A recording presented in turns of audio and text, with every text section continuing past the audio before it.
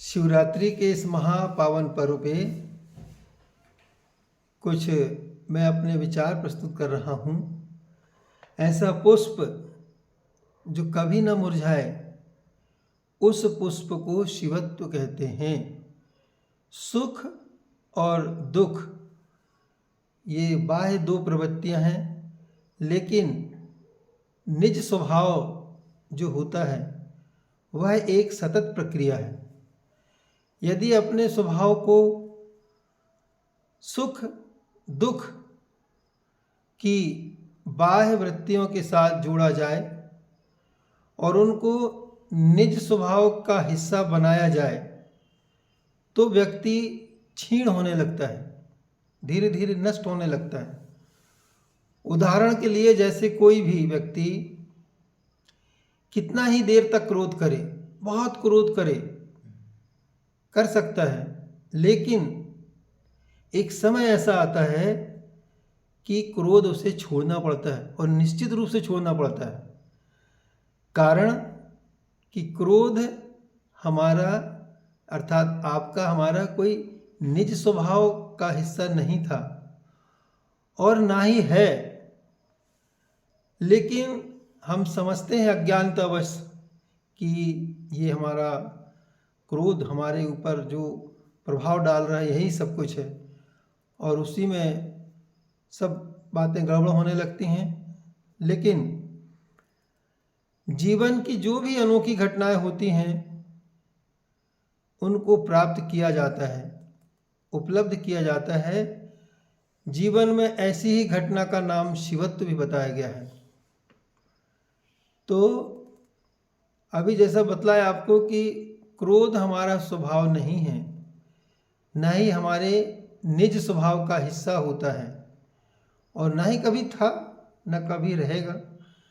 लेकिन जीवन में सुख और दुख के बीच एक संतुलन का बिंदु होता है और उसी संतुलन बिंदु पर सतत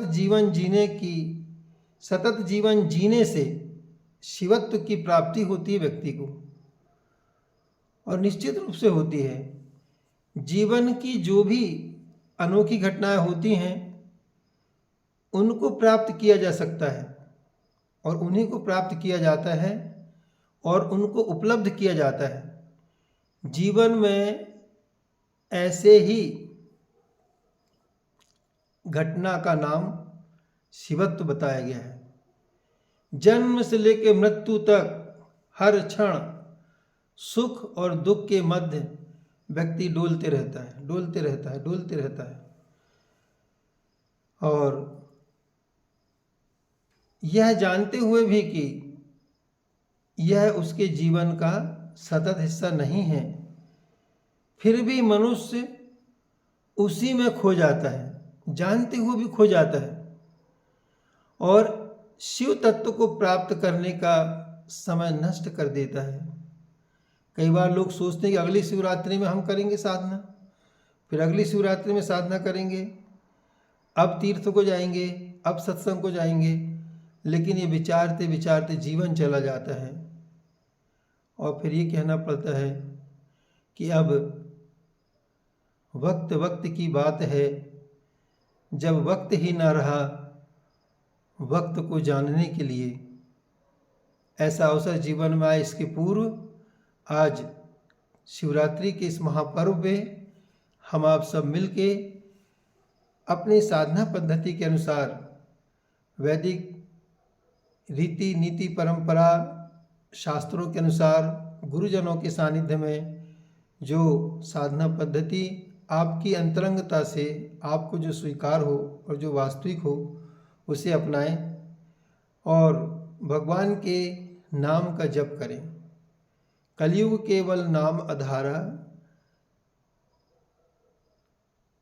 जपत जपत कलयुग केवल नाम आधारा, सुमर सुमर नर उतरहि पारा। नाम का कलयुग में बड़ा महत्व है, इसलिए शिव नाम का जप जरूर करें। भगवान के सामने दीप जलाकर, और जो भिन्न भिन्न पद्धतियां हैं जो आपको रुचिकर लगे उनको भी आप कर सकते हैं। और ऐसे मंगलकारी कल्याणकारी भगवान देवादिदेव महादेव शिव को आत्मसात करें। संपूर्ण सृष्टि के निर्माण करता, संहार करता, सब कुछ उन्हीं से निकलता है और उसी में विलय हो जाता है और बड़े कल्याणकारी हैं। निश्चित रूप से आप एक बार शिवरात्रि का व्रत करें, साल भर के लिए आप ऊर्जावान हो सकते हैं।